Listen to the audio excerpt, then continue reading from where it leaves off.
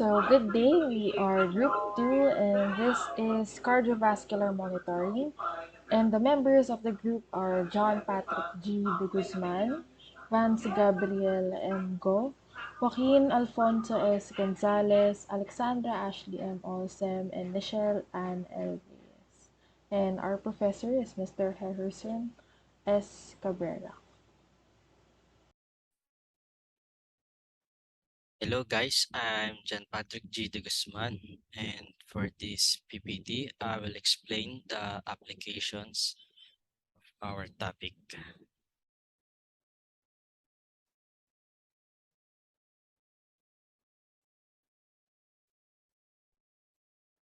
For the applications of our cardiovascular monitoring is the monitoring blood pressure.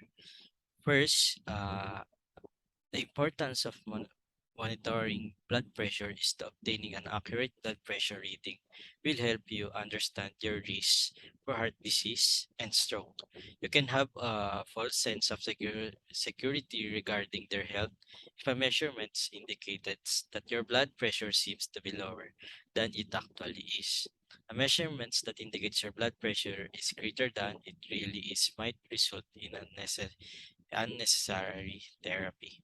For the applications is the Android monitoring and digital monitoring. First, monitoring. Your blood pressure is manually checked by the Android monitor. You can read the gauge by looking at the pointer upon the dial. Your upper arm is wrapped in the cuff, which you manually blow up with a rubber bulb by pressing it. Then for the second one is the digital monitoring. For taking blood pressures, digital monitors are more common. They frequently make Android's units more user-friendly. Then the digital monitor is a combined gauge and stethoscope. It contains an error indication as well on a little screen, and the blood pressure measurement can be seen. Then for the next application of cardiovascular monitoring is the monitoring and our heart rate. For the first one is determine general well-being because you may get a general idea of your health status by measuring your heart health. Simple tests like blood pressure and cholesterol levels provide you an internal overview and assist you in changing your lifestyle as necessary. For the second one is check for heart disease. Check in Heart disease is the most common cause of deaths. In reality, these users are involved in a variety of conditions that affect the heart's capacity to pump efficiently. You may change your lifestyle while you keep an eye on your heart health to lower your chance of getting heart disease or to help you manage your condition if you already have it. Then for the next one is detect other underlying health problems, which is monitoring your cardiovascular system can assist you and your medical team in identifying and underlying issues. For example, high blood pressure may indicate diabetes or hormonal problems. Then for the application is the to cardiac monitoring to support a diagnosis. Cardiac monitoring is employed to diagnose a cardiac rhythm disorder, rule it out, and determine the appropriate treatment option. You, your doctor might advise ongoing cardiac monitoring to help in the diagnosis of conditions like unexplained fainting, unexplained stroke, heart palpitations, and atrial fibrillations. So how does cardiovascular monitoring works? So a common way to monitor the cardiovascular is with the use of electrocardiogram or ECG. So before anything else, you may be asked to change into a hospital gown. If you have hair on the parts of your body where the electrodes will be placed, the care provider may shave the hair so that the patches stick. Once you're ready, you'll typically be asked to lie on a examining table or bed. During an ECG, up to 12 sensors or electrodes are attached to the chest and limbs. The electrodes are sticky patches with wires that connect a monitor They record the electrical signals that make the heart beat. A computer records the information and displays it as a waves on a monitor or on a paper. You can breathe during the test, but you will need to lie still. A standard ECG takes a few minutes. Then after that, you can typically return to your usual activities after your electrocardiogram. So moving on to the types of cardiovascular monitoring. First, we have loop memory monitor. So the electrodes remain attached to your chest and the monitor constantly records but does not save your ECG. When you feel symptoms, you press a button to activate the device, and the device will then save the ECG from shortly before, during, and after, for a time after your symptoms begin. Some event monitors start on their own if they detect abnormal heart rhythms.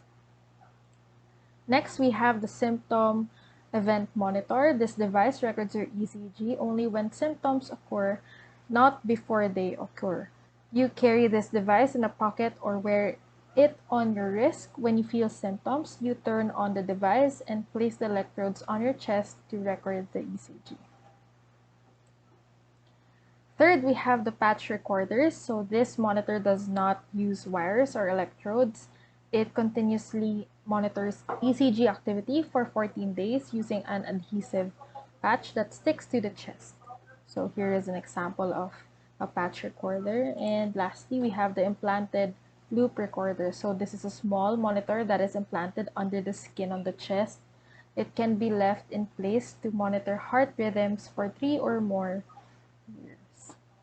So while wearing the device, you should continue your normal activities. While wearing the monitor, you may be asked to exercise or adjust your activity level during the test. You are also advised to keep a diary of what activities you do while wearing the monitor, how you feel, and any symptoms you have. This will help your health care provider match symptoms with your monitor findings. Third, we have the monitoring station staff will tell you how to transfer data over the phone.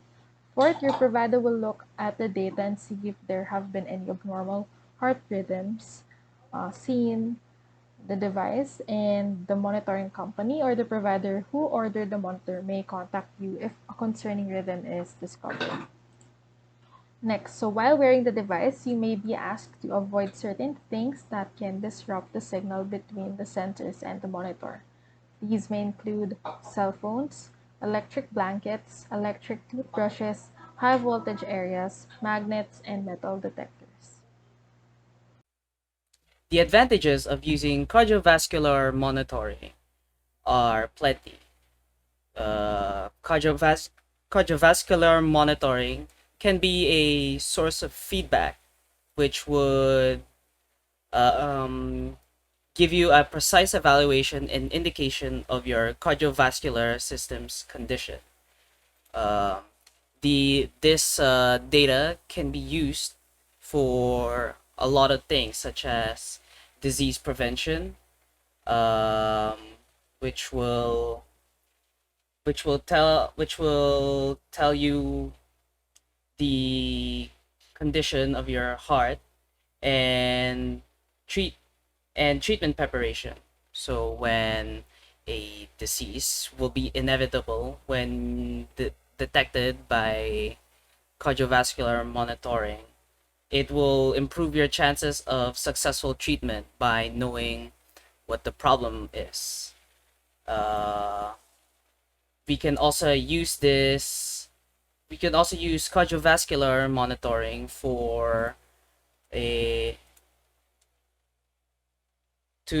for your doctor to devise a complete strengthening plan.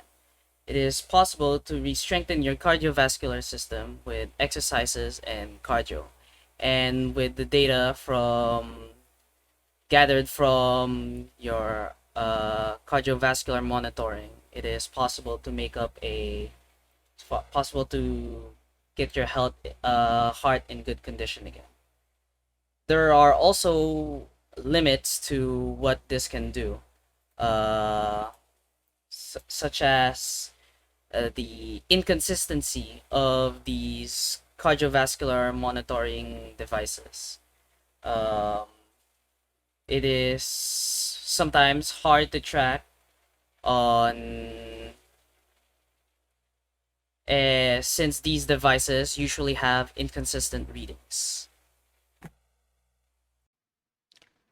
The three among the many chosen examples that are marketed are Zayo XT, Lifestar Autodetect Looping Event Recorder, and the eCardio Post-Event Recorder. So all from varied ways of cardiovascular monitoring. So starting off with Zayo XT, it uses a Holter monitoring type of cardiovascular monitoring. So meaning it is a wearable patch that you can use every day while going through your normal routine. And next is the Lifestar Autodetect Looping Event Recorder, which is an event monitoring type that records post-event ECG and saves the pre-event portion of the ECG. It also detects asymptomatic occurrences and records it using a special algorithm.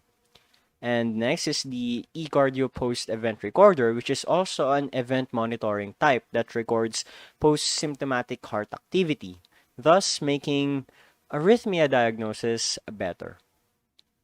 So for the specifications of the Zayo XT, it includes data storage capacity for 14 days, one number of ECG channel, 10 bits of ECG resolution, 200 Hz of ECG sample rate, and a 0 to greater than of 300 beats per minute detection range of heart rate. And for the Lifestar Autodetect Looping Event Recorders specifications, first is the one button recording for symptomatic events. Next is the adjustable triggers, the programmable pre and post event memory for 10 minutes, the stamp date and time, the auto trigger and manual send, the auto trigger of AF, bradycardia, and tachycardia, and the event monitoring for up to 30 days. And lastly, the eCardio post-event recorder specifications are single button for manual recording of symptomatic events, lightweight and ergonomic,